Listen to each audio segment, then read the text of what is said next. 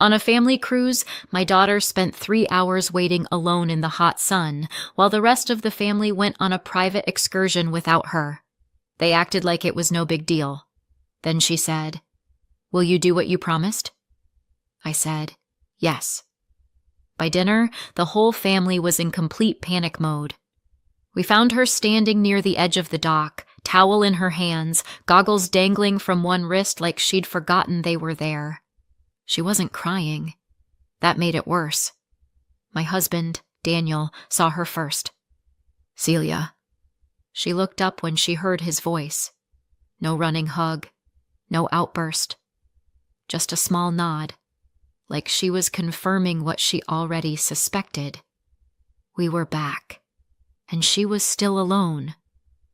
We walked toward her, slow at first, unsure of what we were even looking at. The sun was brutal that day. Her cheeks were flushed. Her hair stuck to her forehead in messy curls. She'd clearly been out there a while. "Where is everyone?" I asked. "They went," she said. I didn't understand. "They left already?" "They left without me." She said it like it wasn't surprising, like she'd practiced saying it out loud while she waited. "They gave your spot to someone else?" Daniel asked. Celia nodded. "Asher threw a fit. He wanted to go. Aunt Jill gave him my spot and told me to be the mature one." Aunt Jill is my sister. Her son Asher is 9. Celia is 11 and had been talking about this excursion, snorkeling, cliff jumping, boat rides, for weeks. "She said I could read or use my phone," Celia added. "But my battery died, so I just waited." I looked at her, sun in her eyes, towel around her shoulders, trying very hard not to seem small. Her lips were cracked. Her arms were pink from the heat. Her ponytail had wilted halfway down her back. She'd clearly been there a while. Daniel didn't say anything, just stood next to me very still, his jaw clenched, the way it does when he's trying not to break something. "She didn't even ask me," Celia said quietly. "She just told me to understand." There was a pause.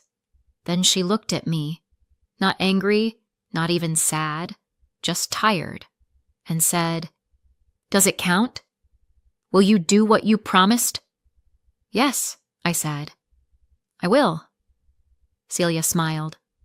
"Cool." 3 hours later, the family chat exploded, and by dinner, everyone was shouting in a panic. People talk about adoption like it's just a form you fill out. You decide, you apply, and one day you pick up a child and call it a family. It wasn't like that for us. I spent 4 years trying to get pregnant. 4 years of vitamins and ovulation trackers and whispered optimism. 4 years of sitting in waiting rooms with one hand on my stomach like I could will it to work. We tried everything, except giving up. Somewhere around year 2, I started having recurring dreams where I was already a mom. Not pregnant, just a mom. The kid was always different. Sometimes a toddler, sometimes older. Sometimes she'd look like me, sometimes not at all. But she always called me Mom like it was the most natural thing in the world. I'd wake up crying, then get up and try again. By year 4, we were sitting in a social worker's office talking about foster to adopt. She warned us it wouldn't be easy, that it could take a long time, that there were no guarantees. We nodded like we understood, but we didn't. Not really. And then there was Celia. She came to us at 6 years old. Brown eyes, tightly coiled curls, arms folded across her chest like she was holding something in. The first night she was in our house, she didn't speak. Not even when I offered her ice cream. She just looked at me like she was already waiting to be disappointed. She came from a hard background.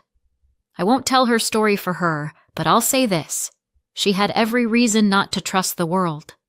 At night, I'd hear her crying softly through the walls. Not the loud, dramatic kind. The kind kids do when they're trying not to bother anyone. I'd sit outside her door and whisper that she was safe now, that she could take all the time she needed. It took months for her to call me anything at all. When she finally whispered Mom for the first time, she said it like a test. I pretended I didn't hear it, just smiled to myself while doing dishes, then went into the bathroom and cried for 10 minutes straight. Daniel took longer to win her over. She was wary of him at first, but he never pushed. Just showed up every single day, sat on the floor while she colored, let her help him fix things that didn't really need fixing, held out his hand every morning and let her decide whether or not to take it. She did, eventually. One day she walked up behind him while he was changing a light bulb and said, "Be careful, Dad." He dropped the bulb. We both pretended it was an accident. We didn't know if we'd get to keep her. That was the hardest part. Every court date felt like holding our breath. Every phone call from her caseworker made my heart race.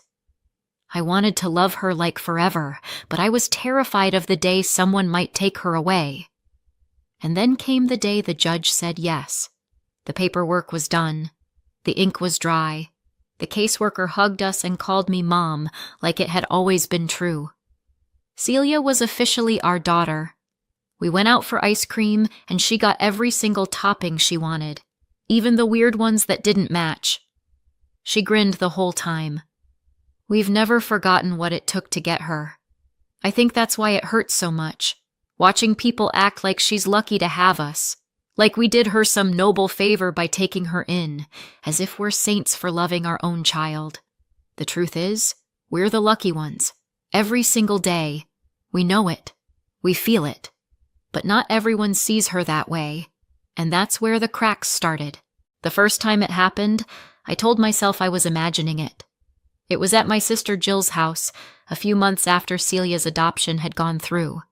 The whole family was gathered for Thanksgiving. Turkey, stuffing, my mom's usual passive-aggressive pie commentary.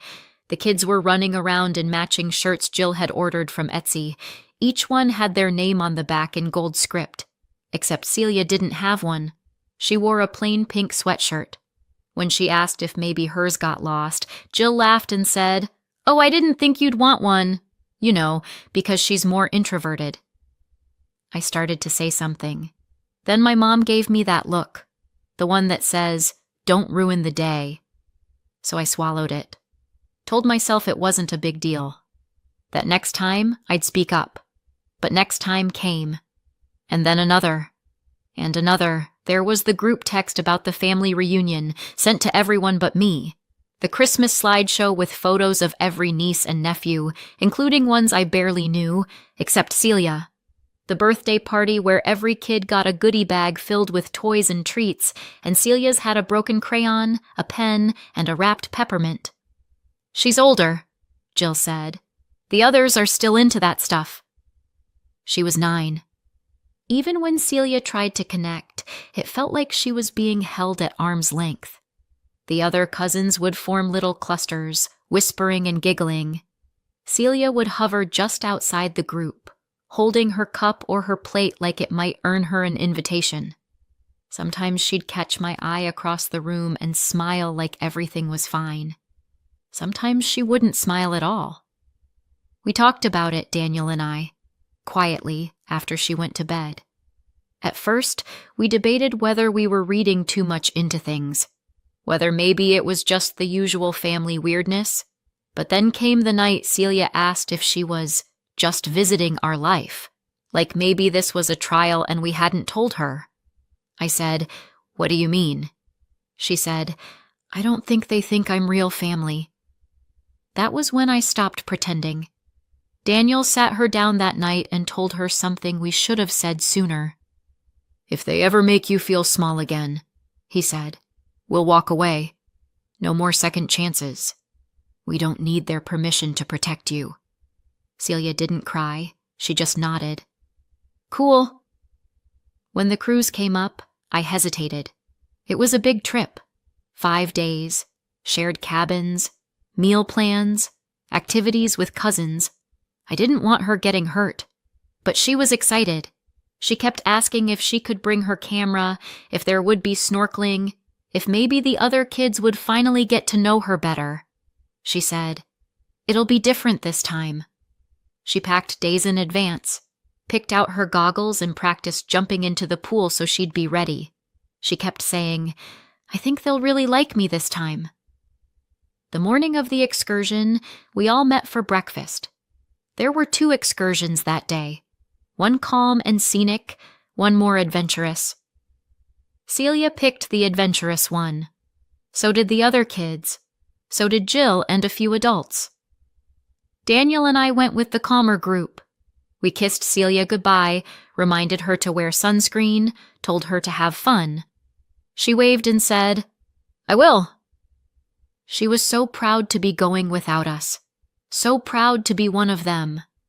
And then they left her, told her there wasn't room, that Asher wanted to go and he was younger so she should understand. They left her by the dock with her towel and her goggles and a dying phone. She waited 3 hours, and when we found her, she didn't cry, she didn't complain. She just looked at me and asked if it counted. It did. Everything she'd put up with, everything we'd brushed off, everything we thought she was strong enough to shrug away, it all came to a point right there on that dock. And when she asked, "Will you do what you promised?" I said, "Yes." No hesitation, no looking around for a softer option, no more being the bigger person. 3 hours later, the group chat exploded, and by dinner, the family was in panic mode. We didn't go back to the ship. We walked Celia to the hotel just past the boardwalk, booked a room, and didn't say a word in the elevator. She peeled off her towel like it was heavy. Her arms were red from the sun. I helped her rinse off in the shower and handed her one of Daniel's oversized t-shirts to wear. Daniel ordered 3 milkshakes and 2 baskets of fries from room service.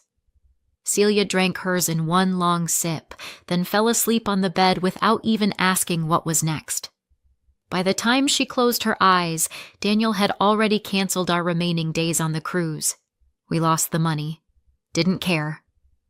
That night, we found a flyer in the hotel lobby for a private snorkeling charter, the exact same kind of excursion she'd missed. It left the next morning. Daniel booked it for 3. She woke up smiling when we told her. No one from the family had messaged us directly yet, just vague texts in the group chat. "Where did you go?" "Everything okay?" "We were looking for you at dinner." We ignored them, and that's when the panic started. At first it was just Jill.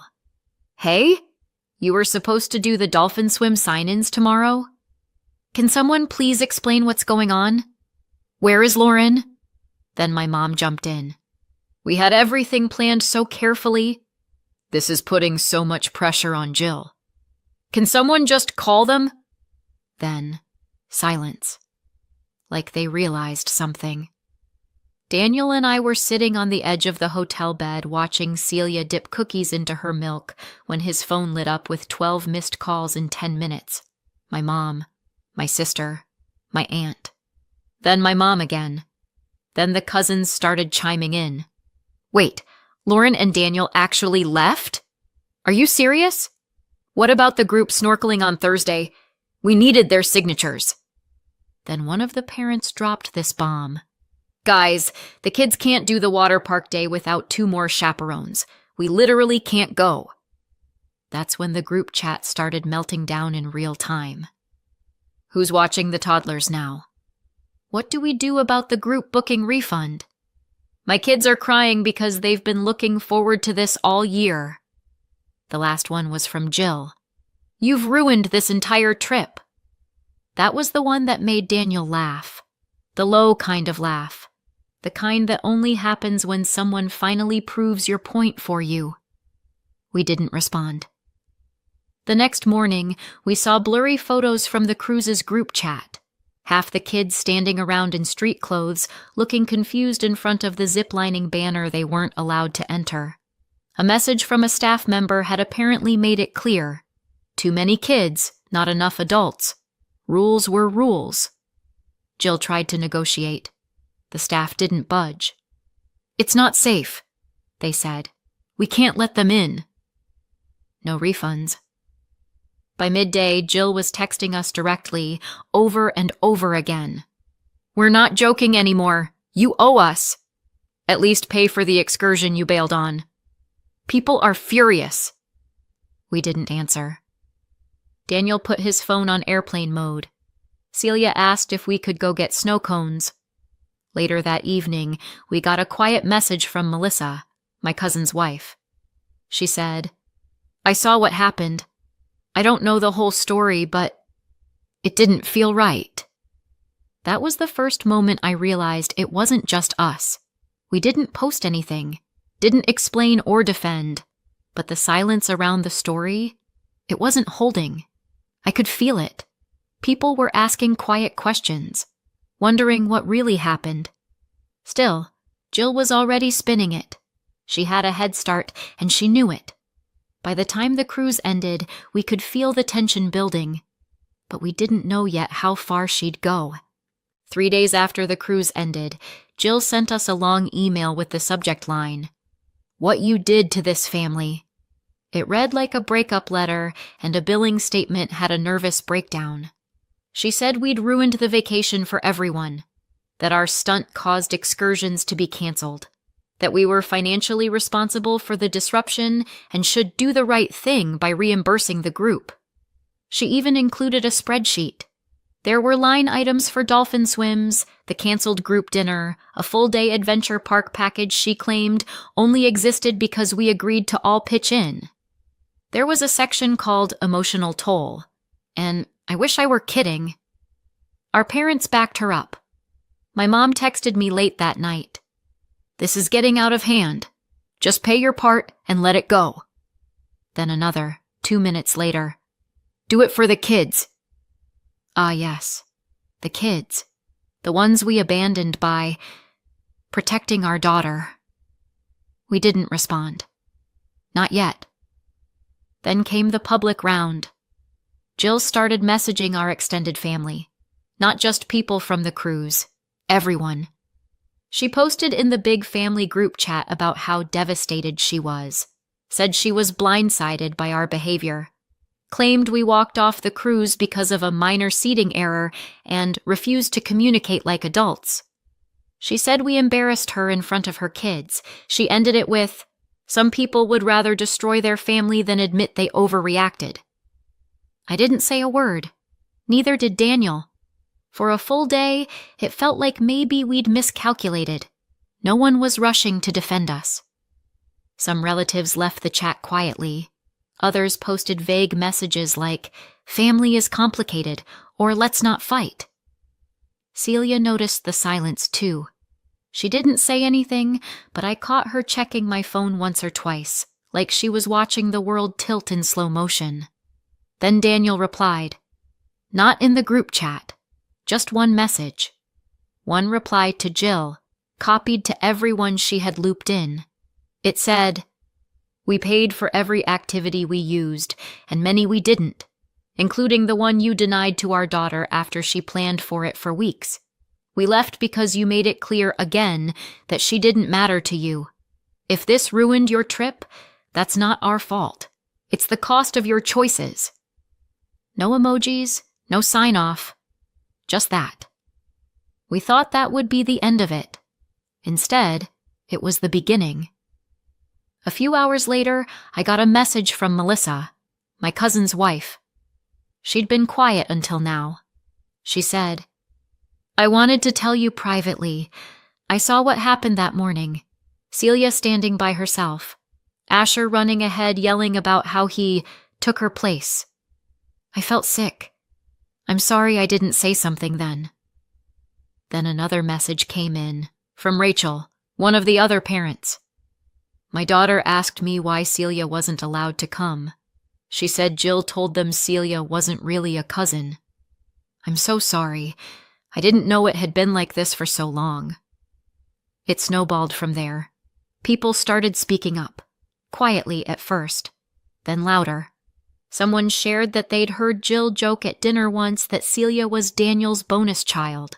Someone else said they noticed how Celia was always left out of group photos, how she never had a name card.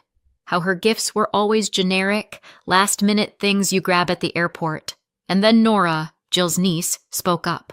She posted in the group chat for everyone to see. "We all know this wasn't a one-time thing. You've been treating Celia like she's not one of us since day one. I'm not pretending anymore." That cracked it open. By the end of the week, the family was split clean down the middle. Some stayed with Jill and my parents, claimed it was all being blown out of proportion, that we were too sensitive, that kids don't notice that stuff. Others, people I hadn't heard from in months, sent messages saying they were proud of us, that they wished they'd stood up earlier, that they were glad someone finally had. And Celia? She got texts from a few of the cousins she'd never been close to, ones who said, "I'm sorry," ones who said, "I miss you," ones who said, "I'd really like to hang out sometime, if it's okay." We stopped replying to Jill and my parents entirely. We blocked them a few days later after my mom sent one final message that said, "You're tearing this family apart over one hurt feeling." "One?" Celia read it over my shoulder. She didn't say anything. She just got up and went to her room. The next morning, Daniel and I sat down at the kitchen table with her and asked if she wanted to invite anyone over this summer. She said, "Can I pick?" We said yes. She smiled, named 4 cousins, all people who had reached out. We made a group chat, started planning a weekend trip. Small. Just us. And it felt good. Quiet. Clean. Like starting over. We didn't get justice, but we got clarity. We didn't get revenge, but we got peace. And Celia? She stopped hovering around the edges of rooms. She stopped checking her phone for approval that wasn't coming. She stopped asking if people forgot her name. She walks different now. Straighter. Calmer. Like she knows she belongs, because we made a world where that's true. Not by force, but by finally saying, "This is enough," and meaning it. It's been 5 years. Celia just turned 16 last week. She spent the day at the beach with 3 of her cousins. Yes, those cousins. The ones who stuck around. The ones who saw through the noise and chose kindness. They brought cupcakes, not out of guilt, but because they wanted to. One of them gave her a book with a handwritten note inside. She read it twice. She still remembers that cruise. Not the ship or the excursions, but the dock, the heat, the towel she wouldn't put down.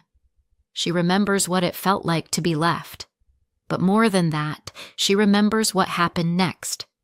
She remembers what it meant when we chose her. And so do I.